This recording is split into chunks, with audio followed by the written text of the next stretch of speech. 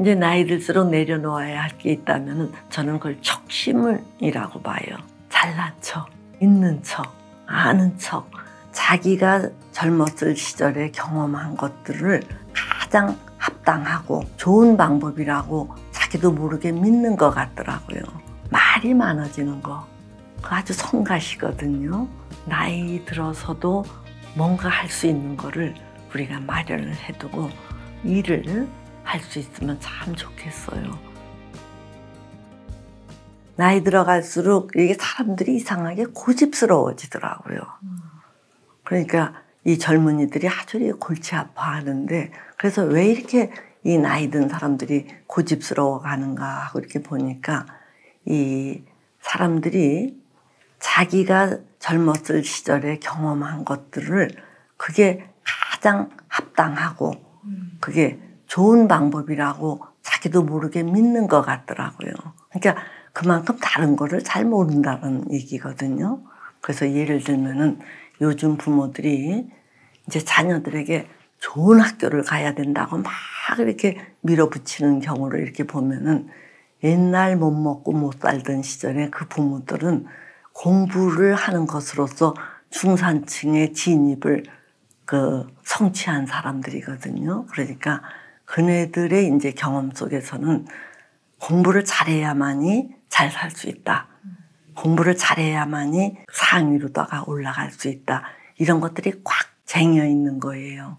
그러니까 자녀들에게 다른 것을 허용하지 않고 일단 좋은 학교를 가야 돼. 그러니까 공부는 이렇게 해야 돼.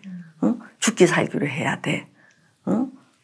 이제 헝그리 정신이 있어야 해. 뭐 이런 식으로 이 나이 든 사람들이 이게 좀 오픈 마인드로 두루두루 다른 더 좋은 방법이 있다라는 거를 이게 이제 흡수를 하지 않고 자기가 경험한 것이 합당하고 타당하고 그것이 정답이다.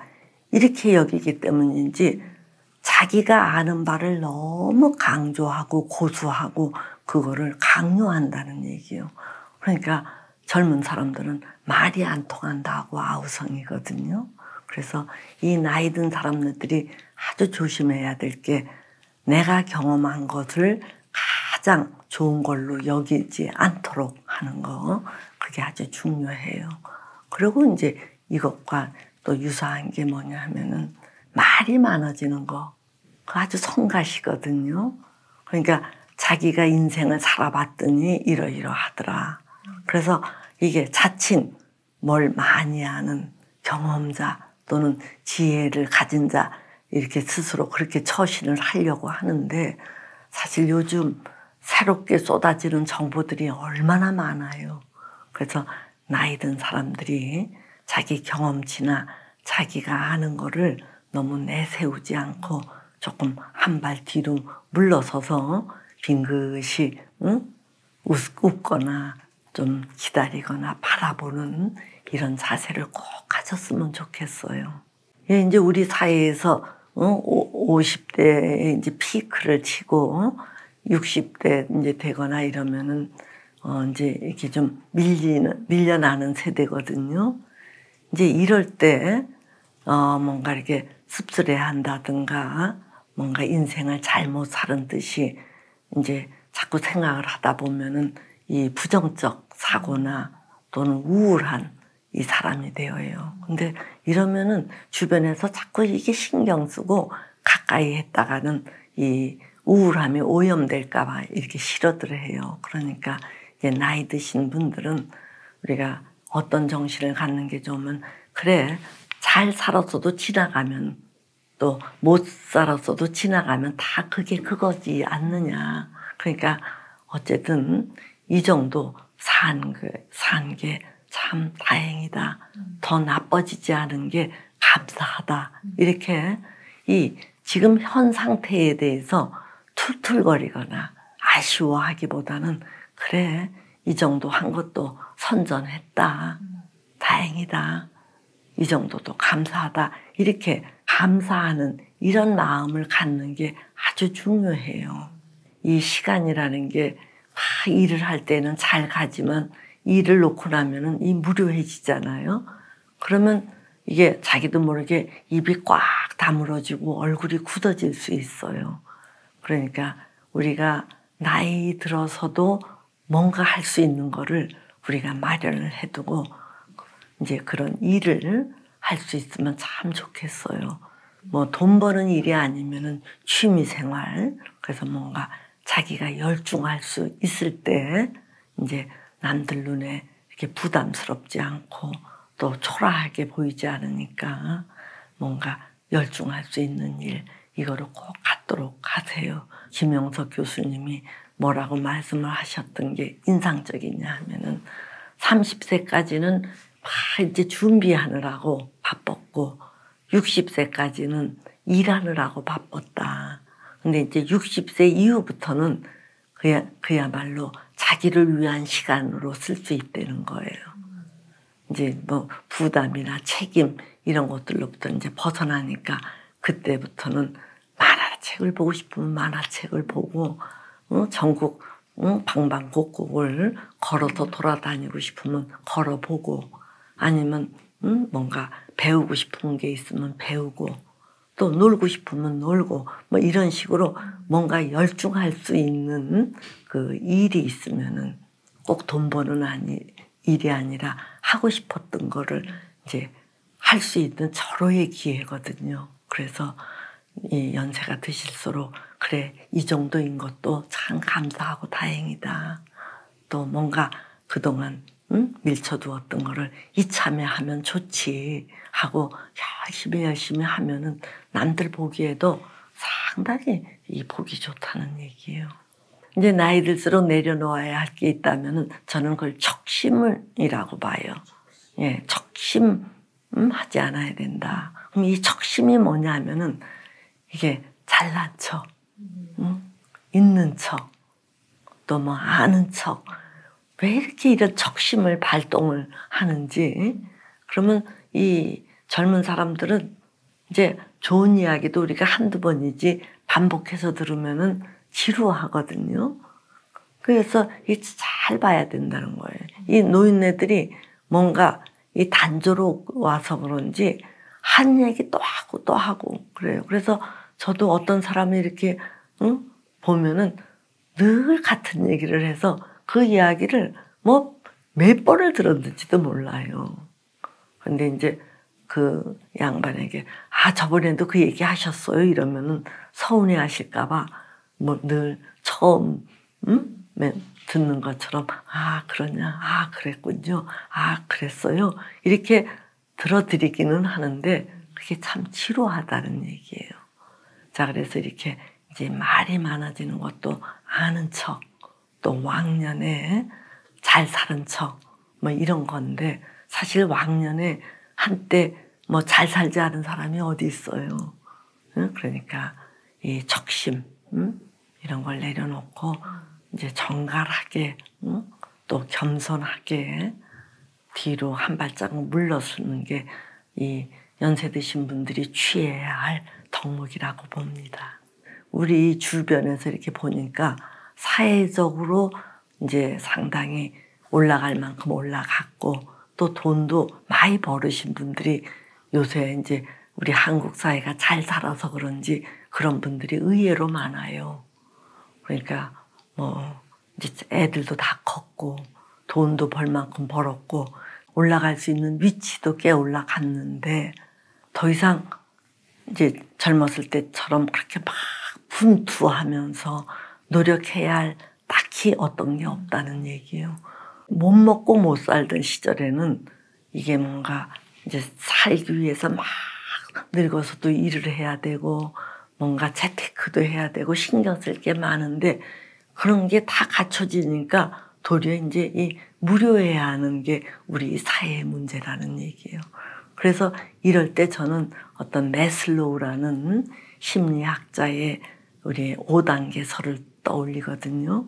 그분은 이제 뭐라고 얘기를 했냐면 1단계에서는 먹고 사는 문제, 이 생리적 욕구를 위해서 노력을 하는 거고 그 단계가 이제 어느 정도 완성이 되면 두 번째 단계는 안전의 욕구라 그래요. 조금 더 쾌적하고 좋은 쪽에서 이제 좋은 음식, 좋은 집 이런 거에 사는 거에 상당히 이제 신경을 쓰지요. 그런 것들이 어느 정도 충족이 되면은 이제는 노는 물, 어떤 소속의 욕구에 신경을 쓴다래요. 그래서 어떤 전문가 집단이라든가 또는 지식인의 계층이라든가 뭐 이런 노는 물에 대해서 신경을 쓰는데, 이제 제가 아까 말했던 모든 것을 어느 정도 이룩했고 갖춘 분들은 이제 이런 1, 2, 3단계는 다 넘어선 분들이거든요. 이제 그러면 4단계가 뭐냐 하면은 존경의 욕구예요. 그래서 주변 사람들이 이렇게 우러러 보도록 또 찬사를 보내도록 사는 게 필요해요. 나를 위해서가 아니라 남을 위해서 뭐 봉사도 한다든가, 응? 또는 조금 더 근사한 일을 한다든가 이런 거지요. 그럴 때 이제 찬사나 존경을 받으니까. 근데 이제 60, 70대가 되면은 남이 존경해 주는 것도 그렇게 크게 의미가 없고, 그것보다 이제 죽을 때가 이제 가까우기 때문에 이제 조금 더 나은 가치의 의미나 보람, 이제 이런 것들을 자기 실현이라 그래요. 그러니까 남이 알아주든 말든 그게 중요한 게 아니라 나를 실현해보고 싶겠다. 정말 좀 더 의미 있는, 조금 더 가치 있는 거를 한번 추구하거나 열중해보겠다. 이런 식으로 이제 이동이 돼야 되거든요. 근데 어떻게 된 건지 우리 사회에는 많은 분들이 3단계에 이제 어른들이 3단계에 이제 머물러 있으니까 더 이상 이렇게 뭔가 전진할 때를 못 찾고 있다는 얘기예요. 그래서 존경의 욕구나 자아 실현의 욕구로 이게 나가야 잘 사는 거예요. 근데 그런 게 뭐냐? 그게 이제 봉사도 될 수 있고 어떤 뭔가 예술의 열중도 될 수 있고 또는 종교적 가치를 추구하는 것일 수도 있고 그래요. 그래서 이 조금 더 우리가 잘 살기 위해서는 상위 가치를 모색해야 되는데, 그거는 각자 자기 취향에 맞게, 자기 가치에 맞게 하는 게 좋습니다. 그래서 저는 연세 드시는 분들이 이 종교적 가치에 이렇게 고개 숙이는 걸 보면 참 근사하다 이렇게 여겨요. 그러니까 봉사나 예술이나 종교나 이제 이런 것들이 그런 어떤 활로를 열어줄 수 있지요. 뭔가 자기 뜻대로 되어지지 않는 거에 대한 불만이 그때그때 해소가 안 되면 그게 화로 내부에 이제 자리 잡잖아요. 어느 순간 이게 파괴적으로 폭발이 돼요. 그때 자기를 표현함으로써 힘이 키워지는 거예요. 심리 치료 이론 같은 것들이 잘 보면은 의외로 간단해요. 뿌리는 분노고 해결 방안은 자기 표현이다. 이 감정이 해소가 안 되면은 이제 부작용이 나타나는데, 그 부작용이 우울증으로도 나타나고 강박증으로도 나타나고 또는 대인기피증으로 또 나타나고 이게 등등, 이게 증상은 다양한 형태로 나타나는데, 그것에 이제 뿌리를 보면은 억압된 감정이 자리를 하고 있는 거예요. 이 억압된 감정은 왜 생겨나느냐 하면은 자기가 원하는 대로 되지 않았을 때 이게 우리가 불만족스럽잖아요. 이 불만족스러운 거는 이제 화의 형태로 우리 마음속에 자리를 잡고 있어요. 우리 일거수일투족에 그게 알게 모르게 다 영향을 미쳐요. 화가 묻어난다는 얘기예요. 그래서 이제 그런 것들이 조금 더 적극적으로 이제 표현되는 게 대인기피증으로 나타나는 사람도 있는데, 이런 것들은 다 우리가 퇴치해야 할 하나의 부작용이에요. 이거를 어떻게 퇴치하는 거냐? 이거는 이 사람들하고 자꾸 이야기를 해서 속에 있는 그 분노를 그걸 풀어내는 게 그게 퇴치 방법이거든요. 근데 이제 주변 사람네들은 그런 거를 적극적으로 도와주기가 어렵잖아요. 남의 얘기를 듣는 것도 한두 번이고 실증을 내거나 또 부정적인 이야기 자꾸 들으면 오염이 될까 봐 싫어하기도 하고 이렇잖아요. 그러니까 이제 징검다리처럼 중간 과정에서 상담자에게 가서라도 속에 있는 거를 충분히 배설을 해내면은 좀 가벼워질 텐데, 이 가벼워지면은 이게 이 아까 보였던 이 증상 같은 것들이 가벼워져요. 그렇게 희석이 되니까. 그러면서 이제 상담자하고 주거니 받거니 하는 과정에서 아, 내 말을 알아듣고 나를 이해하고 내 말을 들어주는 사람이 참 좋구나 하는 거를 한 번, 두 번 경험을 하다가 그런 것들을 바깥에 나가서도 일반화시켜가는 과정으로 쓱 넘어가셔야 되지요. 그래서 뭐 비단 대인기피증이 아니라 뭐 폭식이라든가 또는 뭐 희귀꼬머리 같은 은둔형이라든가 또는 공황장애, 이 모든 게 다 똑같은 뿌리를 갖고 있어요.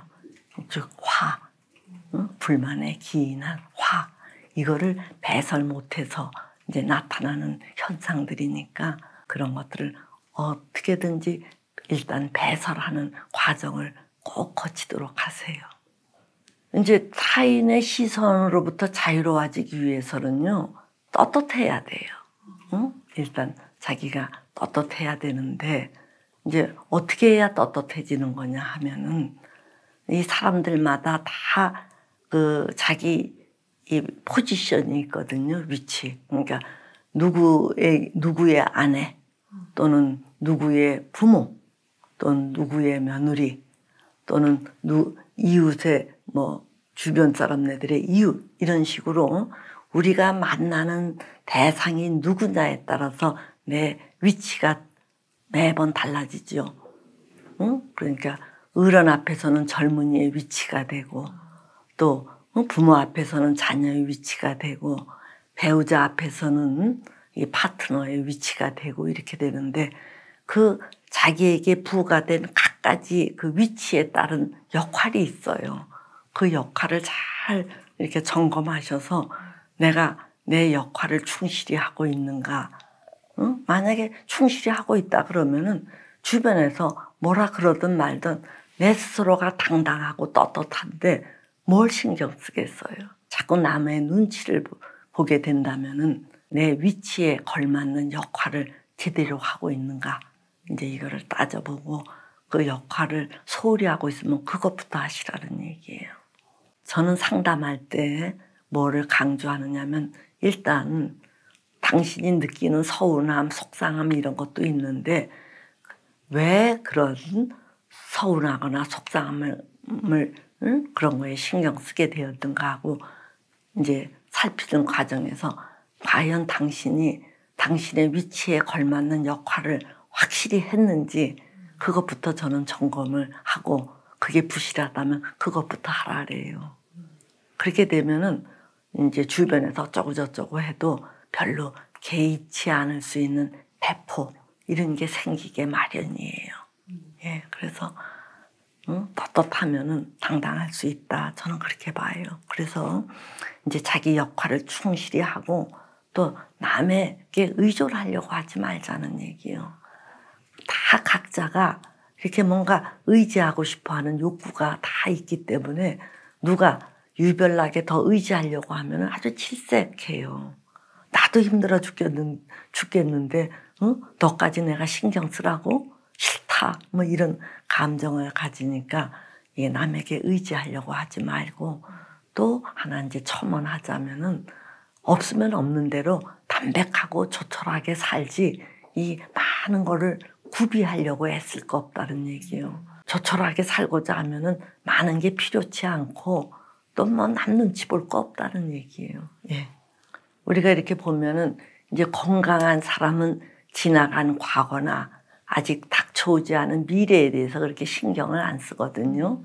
건강한 사람은 이제 지나간 건 지나가서 없고 아직 닥쳐오지 않은 것은 아직 오지 않아서 없다라는 식으로 오늘 해야 할 바, 지금 해야 할 바에만 집중해서 이제 사는 사람들이 건강한데, 이제 간혹 이렇게 지나간 일을 계속 곱씹고 거기에 묶여 있는 사람들이 있어요. 이거는 이제 우리가 전문 용어로 고착이 되어 있다 그러거든요.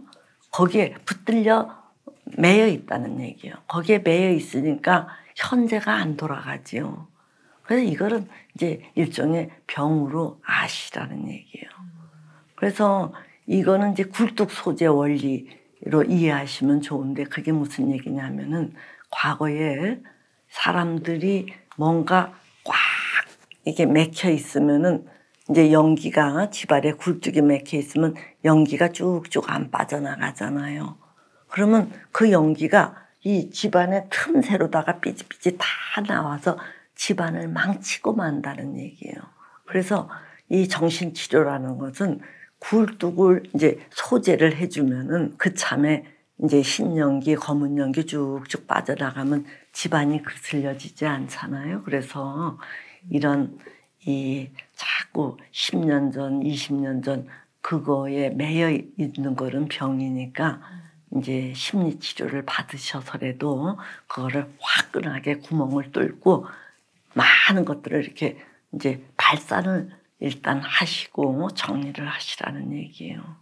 그래서 현재에 집중해야지 이 과거에 고착이 되어 있는 것은 증상이라고 보시고 빨리 치료하시기 바랍니다. 보통 이게 많은 사람들이 강자에게 약하고 약자에게 군림하고 이러는 사람들이 많거든요. 이제 비겁하니까 이제 그러는데 이분의 경우에는 이제 그 자기와 비슷한 사람에게는 함부로 하고 자기보다 약한 사람에게는 막 친절하다 그랬잖아요. 그것도 병리적이에요. 그게 이제 어떤 심리냐 하면은 뭐 허세, 이제 공명심을 발휘해서 내가 이 정도로 의협심이 있다, 이렇게 우쭐우쭐 하는 건데 그게 참 치기 어린 태도거든요. 그래서 건강한 사람을 보면은 윗사람이든 아랫사람이든 뭐 이런 게 가리지 않고 이 생명체에 대해서 늘 배려하고 존중하고 그리고 특히 자기와 동년배인 사람들 앞에서는 아주 스스럼 없이 할 말 다 하고 이렇게 사는 사람이 건강한 건데 너무 이 아랫사람들 잘 챙기는 거는 우쭐우쭐하고 하는 그 허세일 수 있으니까 썩 좋은 게 아니지요. 별로 이렇게 바람직하지 않은 상식적이지 않은 이제 여러 가지 언행들을 우리가 접하잖아요.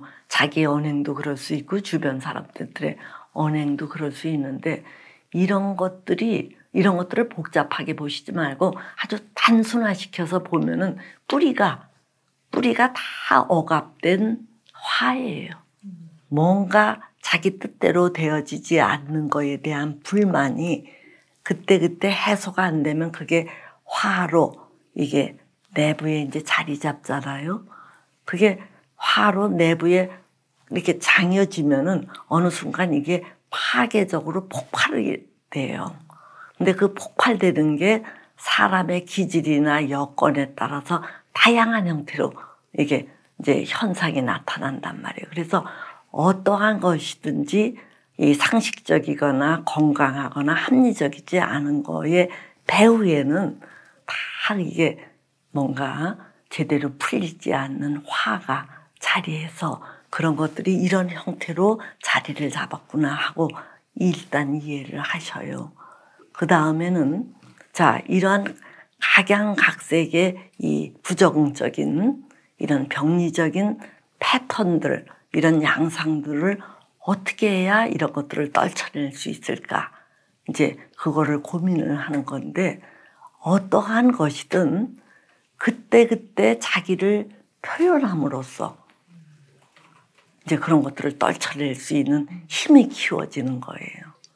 그래서 자기 표현이라는 것은 굉장히 중요해요. 표현을 하는 과정에서 이 응어리들이 희석이 되기도 하고 즉 카타르시스가 되기도 하고 또 이걸 풀어내는 표현하는 가운데서 그게 이제 언어를 통해서 이게 풀어내다 보니까 이게 정리가 되어요. 그리고 이게 풀어내니까 속이 후련하고 상대방도 이렇게 존중을 하게 마련이에요. 이해도 하고. 그렇게 하면서 다른 사람하고 주거니 받거니 하는 그런 상호작용도 늘고, 그렇게 하면서 점차 이제 사회성을 개발시킬 수 있거든요. 그래서 이제 다시 정리하면은 어떠한 거든지 그 부적응의 뿌리는 분노고, 억압된 화이고, 또 어떠한 것이든지 그거를 극복해 나가는 방법은 그때그때 자기를 표현함으로써 이제 카타르시스도 하고 정화도 하고 타인에게 자기를 알리기도 하면서 이제 관계로 이렇게 진입을 해가는 과정을 겪으면은 다 극복이 되는 거예요. 그래서 의외로 이게 심리 치료 이론 같은 것들이 잘 보면은 의외로 간단해요. 뿌리는 분노고 해결 방안은 자기 표현이다. 이렇게 이해를 하시면 되겠어요. 인간관계를 잘 하려면은 자기 자신을 신뢰할 수 있어야 돼요. 스스럼 없이 말할 수 있는 자신감, 상대를 믿고 자기를 열어 보일 수 있는 개방성, 마찰이 생겼을 때 그때 이게 배설을 해라. 상황이 이러니까 내가 좀 속상해, 소외당하는 것 같아서 기분이 울적해.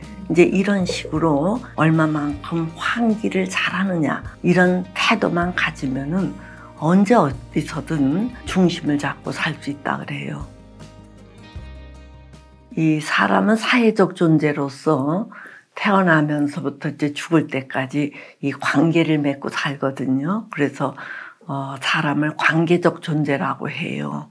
관계라는 거는 뭘로 이어지느냐 하면 말로 이어지거든요. 그래서 같은 말을 하더라도 이 상대에 대해서 관심 어린 말이라든가 또는 그 배려적인 말이라든가 뭐 이런 말을 잘 하면은 아무래도 관계가 돈독해지고, 말을 아주 썰렁하게 또는 차갑게 하면은 이 관계가 맺어지기 어렵죠. 그래서 이 사람들이 인간관계에서 가장 중요한 핵심을 꼽으라면은 얼마만큼 대화를 잘하느냐, 이걸로 이렇게 우리가 꼽아요. 그래서 대화를 잘하는 사람들은 어떤 존재냐 하면은 나도 살고 너도 살고, 이런 사람들이 대화를 잘해요. 근데 이제 이렇게 보면은 많은 사람들이 자기를 죽이고 상대를 너무 배려를 하거나 그러면은 주변에서는 자기를 좋아해도 언젠가는 자기가 피곤하니까 이 잠수를 타려고 해요. 또는 은둔하려고 한다든가.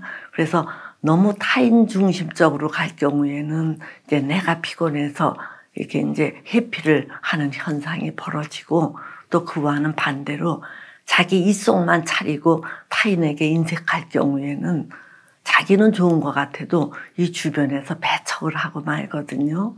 그래서 자기 중심적인 사람도 시원찮은 사람이에요. 또 이렇게 보면은 이제 이런 거 이것저것 고려하는 게 힘들기 때문인지 아주 원칙 중심으로 나가는 사람들도 있더라고요. 그러니까 피도 눈물도 없이 원리대로 원칙대로 이렇게 하는데 그것도 참 삭막하지요. 그래서 가장 이제 좋은 대화는 나도 살고 너도 살고, 그래서 이 나와 너를 동시에 살필 줄 아는 이런 대화를 할 줄 아는 사람들이 아주 충만하게 삶을 산다라고 말할 수 있습니다. 인간관계를 잘 하려면은 이제 우선 자기 자신을 신뢰할 수 있어야 돼요. 자기를 신뢰하는 게 이제 자신감인데, 이 이야기는 뭐냐면은 나의 감정이나 나의 생각에 대해서 너무 주눅들지 않고 이게 내 기분이야, 이게 내 감정이야, 또는 이게 내 의견이야 하고 스스럼 없이 말할 수 있는 자신감을 일단 갖는 게 아주 중요하죠. 그 다음에는 이제 상대방을 향해서 이렇게 오픈하거나 개방할 수 있는 신뢰, 그게 이제 이 타인을 향한 개방성이라고 우리가 얘기를 하거든요. 그래서 자기를 믿는 자신감, 또 상대를 믿고 자기를 열어 보일 수 있는 개방성, 이제 이런 것들을 갖춘 다음에는 이렇게 우리 사람들이 나도 완전하지 않듯이 상대방도 완전하지 않거든요. 그래서 그냥 있는 그대로 그래 그럴 수 있지. 그래 그 정도인 것도 다행이지. 뭐 그래 우리가 다 부족하니까 뭐 그렇게 생각하는 게 무리가 아니야. 뭐 이런 식으로 있는 그대로를 이게 수용해 줄 수 있는 이런 태도만 가지면은 언제 어디서든 자기가 이 중심을 잡고 살 수 있다 그래요. 그래서 자기를 믿는 자신감, 또 상대를 믿는 그 어떤 개방성, 또 있는 그대로를 수용해 주는 이 수용 능력 이런 것들만 갖추면은 언제 어디서든 무난하지 않을까 이렇게 생각합니다. 인간관계를 잘 하려면 이제 다른 무엇보다도 이게 우리가 호감을 사야 되거든요. 이제 호감을 사면은 그 사람이 내 말을 그렇게 무시하거나 걷어차거나 이러지 않고 내 말을 들어요. 그래서 이제 저는 특히 부모들이 자녀를 키울 때 다른 무엇보다도 애들이 엄마 또는 아빠를 좋아하도록 만들어라 그렇게 얘기를 해요. 이제 좋아하도록 만들면은 이 애들이 머리가 이제 굵어져서 자기 뜻대로 행동하려고 하잖아요. 그렇더라도 자기가 좋아하는 아빠나 또는 엄마가 간곡하게 이렇게 타이르고 뭔가를 말을 하면은 그거를 그렇게 쉽게 걷어차지를 않아요. 그래서 자기는 꼭 저거를 하고 싶어도 자기가 좋아하는 엄마나 아빠가 말리면은 하지 못해서라도 그거를 참아요. 그래서 우리가 누구에게 호감을 사면은 이제 뭔가 이렇게 관계가 원활해지고 또 잘 풀려 돌아가거든요. 그래서 이거 호감을 사야 되는데 자, 그럼 어떻게 해야 호감을 사느냐? 그게 이제 관건이지요. 호감을 사는 거는 일단 그 사람에 대한 배려, 이게 이제 기저에 깔려 있어야 돼요. 그래서 그 상대를 함부로 제끼거나 또는 자기 욕심을 부리면서 막 이끌어 가려고 하는 게 아니라 상대가 조금 지쳐하면은 조금 기다려 주기도 하고 또 상대방이 흥분을 하면은 그래 뭐 그럴 만한 사정이 있어서 그런가 보다 하고 조금 부드럽게 봐주기도 하고 이렇게 해서 이 배려를 충분히 해주면은 이제 그 사람이 호감을 우리가 받을 수 있거든요. 또 이렇게 호감을 받게 될 때 내가 말하는 거를 그네들이 함부로 걷어차지 않으니까 그때 이제 비로소 이 관계가 순조롭게 이렇게 진행되지 않을까 이렇게 생각합니다. 그러니까 우리가 이제 서로 다른 생각을 하거나 다른 개성을 가진 사람들이 함께 살면서 매번 순조롭게 흘러갈 리가 없거든요. 때로는 경쟁도 하고 마찰도 빚고 그래서 갈등하기도 하는데 이제 그럴 때마다 이거를 꾹꾹 참으면은 그게 내중에 폭발하거나 이게 어떤 관계를 해치는 갈등 상황으로 치달아요. 그래서 뭔가 이게 마땅치 않거나 마찰이 생겼을 때 그때 가볍게 자기를 표현하는 게 아주 으뜸이에요. 그때 이제 자기를 표현한다라는 것은 뭔가 이렇게 폭발하듯이 얘기하는 게 아니라 이렇게 상황이 이러니까 내가 좀 속상해. 또는 네가 그렇게 하니까 내가 뭔가 섭섭한 거 있지. 또는 뭔가 내가 이렇게 소외당하는 것 같아서 기분이 울적해. 이제 이런 식으로 자기 상태를 담백하게 표현을 해주면은 이제 어떤 효과가 나오느냐면 적어도 내 속에 뭐가 이렇게 적체되지가 않아요. 이제 적체되지 않으면은 우리가 가볍게 또 다음으로 진행을 할 수가 있는데 뭔가 이런 것들은 이제 이 배설을 하지 않고 자꾸 꾹꾹 눌러두면은 어떤 순간에 그것이 이제 폭발되어 나오거나 또는 상대에 대해서 굉장히 노여운 마음이 증폭이 되어 버려요. 그래서 우리는 뭐든지 뭐 속상하면 속상한 대로 서운하면 서운한 대로 그때 이게 배설을 해라. 그러면은 이게 내가 이제 그렇게 배설하는 표현을 했을 때 상대방이 알아주면은 금상첨화이지만 설사 상대방이 알아주지 않더라도 적어도 내 속에 쌓인 것은 없으니까 나는 가뿐할 수 있거든요. 그래서 절반의 어떤 성과는 있어요. 그래서 이거를 우리가 이제 전문 용어로 환기를 그때그때 잘하는 사람은 예, 가뿐하게 살 수 있다. 그래서 정신 건강은 얼마만큼 환기를 잘하느냐와 비례한다라고 해도 과언이 아닐 정도죠. 그래서 환기를 잘하는 이제 그렇게 하려면은 자신에 대한 자신감도 있어야 되고 상대방에 대한 신뢰도 있어야 이 정도 표현하는 거를 상대방이 뭐 그렇게 노여워 안 할 거야 하는 믿음이 있을 때 가볍게 이제 자기 표현을 할 수 있어요. 그래서 정신 건강은 다른 데 있는 게 아니라 자기 표현을 잘하는 사람들이 정신 건강을 잘 지켜요. 감정을 잘 다스리지 않으면 우리가 노이로제, 심하면 정신병을 앓게 되어요. 현실이 척박할수록 몽환적으로 또는 몽상적으로 큰 거를 기대하니까 늘 실패를 자초하고 분노를 키울 수 있거든요. 그래서 성취하는 게 상당히 즐거워요. 이 책을 뭐 10페이지까지 읽겠다, 2km를 걷겠다, 소소한 것들을 정해놓고 그런 것들을 성취하는 거에 재미를 붙이면은 화난 감정에 빠져들어가는 거를 차단할 수 있지요.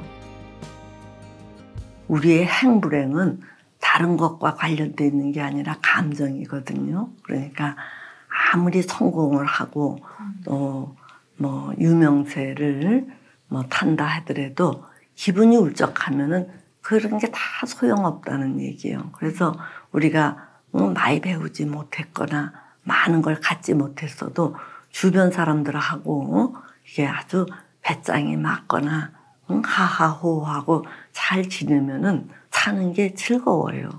그래서 이 다른 거는 뭐 몰라도 특히 우리가 중시하는 행불행은 감정과 직결되어 있습니다. 그래서 이 감정을 이제 잘 유지하기 위해서는 과도한 기대나 욕심, 이제 이런 것들을 조심하는 게 아주 필요하지요. 우리가 과도한 어떤 집착, 기대 또는 욕심 이런 걸 가지면은 이제 반드시 거기에 상응하는 실망 또는 분노, 좌절 이런 것들을 경험하게 되거든요. 그러니까 그 과도한 기대나 욕심을 가지면은 거기에 버금가는 이제 이 감정의 고저, 뭐 이제 분노를 경험을 하니까 이 마음을 조촐하게 갖는 게 상당히 좋아요. 분수에 맞는 어떤 계획, 기대, 이렇게 이제 잘 조정을 해야지 과도한 우리가 기대를 갖는 것은 뭐를 반증하느냐면 현실이 그렇게 이제 막 현실이 고달픈 사람은 이렇게 몽상적으로 많은 화려한 꿈을 꿔요. 그래서 이렇게 보면은 현실적인 사람들은 너무 이렇게 과도한 또는 거대한 그런 꿈을 꾸지 않고 자기가 달성 가능한 계획이나 목표나 기대를 갖고 전진을 하기 때문에 그렇게 버겁지가 않아요. 근데 이제 현실이 척박할수록 몽환적으로 또는 몽상적으로 큰 거를 기대하니까 늘 실패를 자초하고 또 늘 뭐 나는 뭐든지 하면 안 돼. 왜 세상은 이래. 세상이 나를 버렸어. 이런 식으로 분노를 키울 수 있거든요. 그래서 이 마음을 이제 잘 조촐하게 정비하는 게 필요하고 그래도 이게 뭔가 속상한 일이 이제 생기잖아요. 그럴 때는 그래 이것도 다 지나가면 별거 아니다. 지금은 굉장히 그게 대단해 보여도 또 뭐든지 다 지나가니까 지나놓고 보면 그거 대수아니다. 이렇게 스스로를 이렇게 다독일 줄 아는 게 필요해요. 그래서 또 뭔가 상대방에 대해서 괘씸한 생각이 들 때도 그래 입장 바꿔놓고 내가 그 입장이라면 어떨까 하고 이렇게 좀 뭔가 이렇게 유연하게 내가 그 입장에 쓴다면 그로서도 어쩔 수 없지 않았을까 이렇게 이제 역지사지 해보고 이런 것들이 자기를 잘 다스려가는 일종의 좋은 태도지요. 이제 감정을 잘 돌보지 않으면 나타나는 부정적 효과라는 거는 이거는 이제 한마디로 얘기하면은 감정을 잘 다스리지 않으면 우리가 노이로제 또는 심하면 정신병을 앓게 되어요. 그래서 정신 건강은 이 다른 것과 관련되어 있는 게 아니라 감정을 어떻게 잘 처리하느냐 이것과 직결되어 있거든요. 그래서 이제 전통적으로 감정을 그때그때 배설하지 않고 꾹꾹 참아두면은 이제 이런 것들이 부작용으로 튕겨져 나오지요. 그게 이제 갖가지 노이로제예요.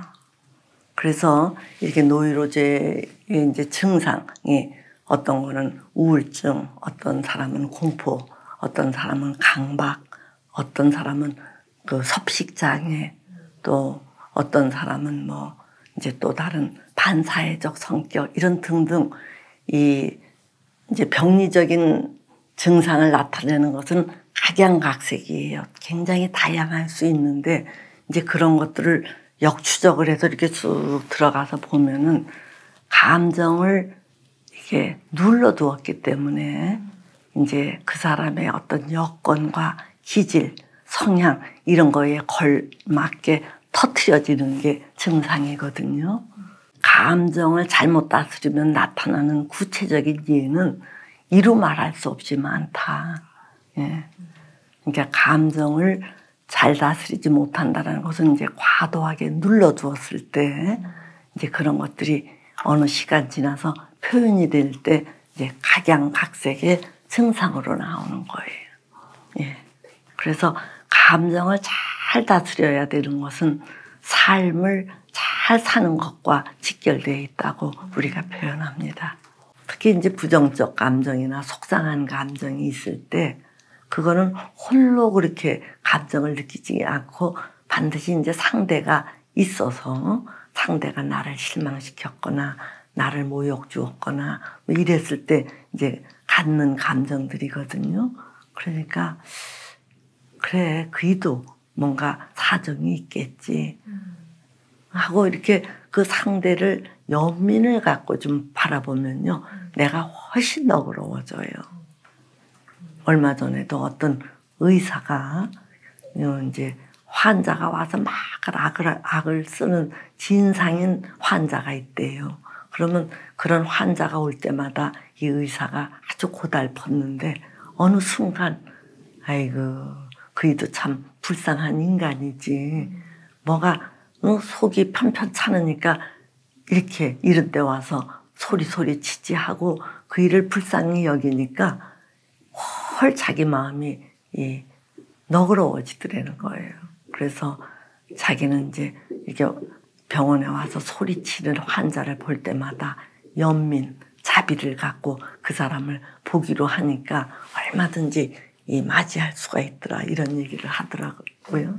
그래서 참 좋다. 이제 제가 이렇게 그걸 지지를 해준 적이 있는데 그것도 어려우면은 이제 두 번째 방법이 또 있어요. 그게 뭐냐면은 자기 감정을 자기가 바라보는 거예요. 요새 왜 많은 사람들이 마인드풀니스 이러면서 마음 챙김이라는 이야기를 많이 하잖아요. 그게 이제 어떤 원리냐 하면은 우리 마음이라는 것은 한 번에 두 가지를 못 해요. 한 번에 하나뿐이 못 하는 게 이제 마음의 특성인데 우리가 그 마음에 빠지느냐 아니면은 그 마음을 객관적으로 이렇게 바라보느냐 이거를 내가 선택하는 거예요. 그래서 우리가 마음이 이제 어떤 감정에 빠져서 이렇게 허우적거릴 때 얼른 정신 차리고 내 마음이 지금 편편찮구나 내 마음이 울적하구나 하고 그거를 바라보면은 빠져서 허우적거리는 게 그게 스위치가 돼요. 전환이 되지요. 그래서 이 마음 챙김이라는 거, 즉 자기 마음을 이렇게 주시하는 게 감정에서 빠져나오는 아주 기가 막히게 좋은 방법이에요.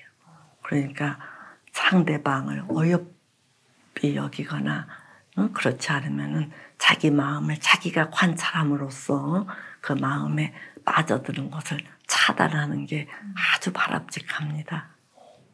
뭐 이제 조금 뭐 속상하거나 화가 나거나 그러면은 얼른 정신 차리고 그래 사는 게 다 그렇지, 응?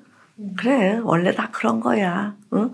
그러니까 옛날에 부처님이 삶이라 산다라는 것은 고다라고 설파하시지 않았겠어 하고 이제 자기에게 닥치는 거를 그냥 대수롭지 않게 처리하는 방법이 하나 있고, 또 다른 방법은 우리가 뭔가 그 즐거운 게 성취하는 게 상당히 즐거워요. 그러니까 뭔가 이제 성공이라는 것은 조금 큰 거를 이루는 거를 성공이라고 하지만 성취라는 것은 자잘자잘한 거거든요. 예를 들면 오늘 내가 이 책을 뭐 10페이지까지 읽겠다. 또는 오늘 내가 2km를 걷겠다. 또는 오늘 내가 뭔가를 이렇게 조금 좋은 일을 해보겠다. 이런 소소한 것들을 정해놓고 그런 것들을 성취하는 거에 재미를 붙이면은 이게 울적하거나 화난 감정에 이게 빠져들어가는 거를 또 우리가 차단할 수 있지요. 그래서 일상에서 소소한 성취를 이루어가는 거에 재미 붙이시는 것도 한 방법이라고 봅니다.